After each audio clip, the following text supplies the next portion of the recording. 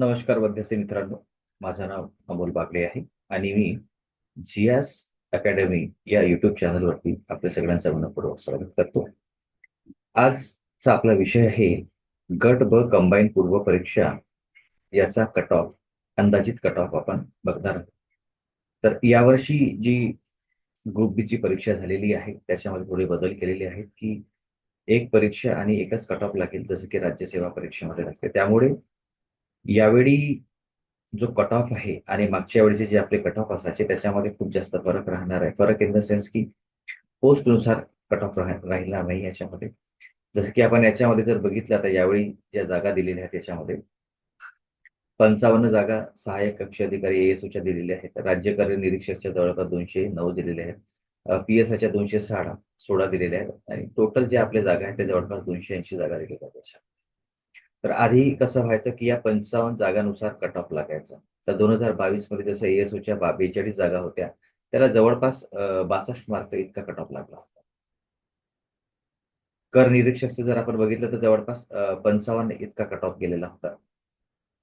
आपण जर याच्यामध्ये कट ऑफ बघितलं बघा याच्यामध्ये जवळपास 54.25 कट ऑफ गेलेला आहे 2023चा स्टेट टॅग इन्स्पेक्टरचा. फिमेलमध्ये जर बघितला फक्त 4 मार्क कमी केले आहेत. जनरलमध्ये जवळपास सारखाच मिळवलेला आहे एससी जनरलचा. एससी जनरलचा याच्यामध्ये जवळपास सारखा लागलेला आहे. तेच जर आपण पी-एस-आयचं बघितलं, याच्यामध्ये 2022 मध्ये 52.25 आहे. एससीचं जर बघितलं तर जवळपास 51 आहे. याच्यामध्ये 1 मार्काचा फरक आहे, जास्त फरक नाहीये.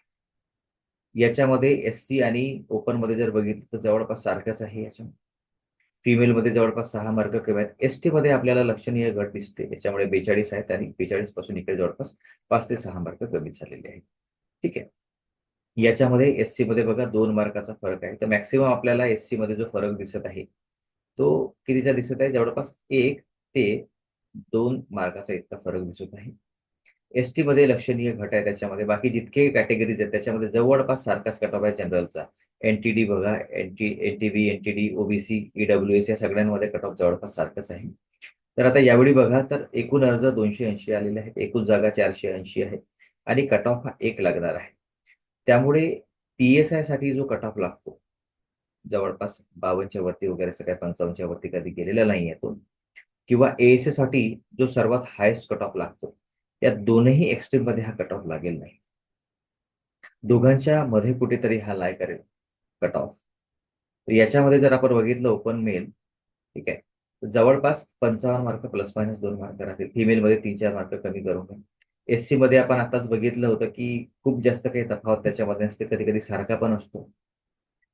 पण ओपन मेलमध्ये याच्यामध्ये ओबीसी पण आले, याच्यामध्ये ईडब्ल्यूएस पण आले, एन-टी-डी, एन-टी-बी या सगळ्या कॅटेगरी याच्यामध्ये आल्या. फिमेलसाठी 3 ते 4 मार्क कमी करायचे.